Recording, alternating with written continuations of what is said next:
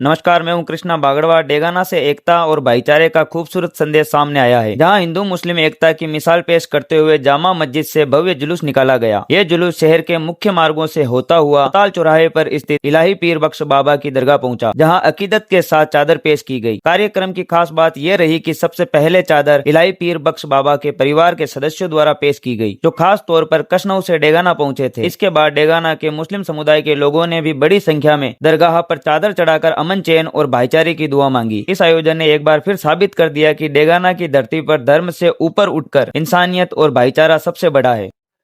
हजरत इलाही बख्श साहब की जो आस्था है वो डेगाना में रहने वाले सभी लोगों के दिलों में है, और यहाँ आप कौमी एकता के प्रतीक हैं।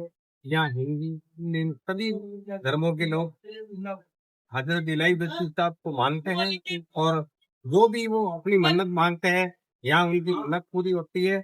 और ये हमारे डेगाना के सांप्रदायिक सद्भाव के प्रतीक हैं और कौमी एकता के प्रतीक हैं। हम सब आपके की जो हम मन्नत मांगते हैं, चाहे कोई भी मांगता है, जो आपकी तरफ से कबूल होती है। इसके लिए हम आपका बहुत बहुत शुक्रिया अदा करते हैं, और आज इस पुरस्कार के मुबारक मौके पे आपको बहुत बहुत सलामत करते हैं। मेरा नाम अब्दुल कदीर खान है।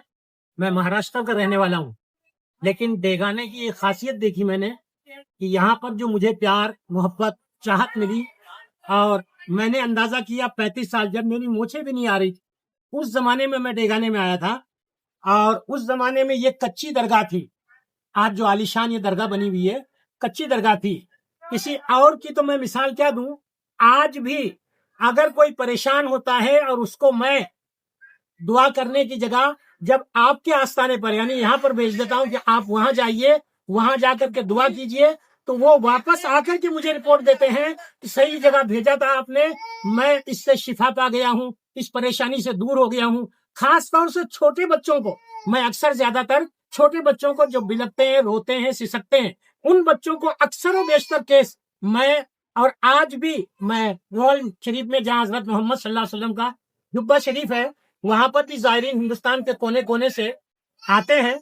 जिस तरीके से हजरत इलाही बख्श बाबा से मैंने वालेहाना अकीदत देखी, चाहे सुबह के सुहाने वक्त में मैं यहाँ आया उस वक्त भी देखा।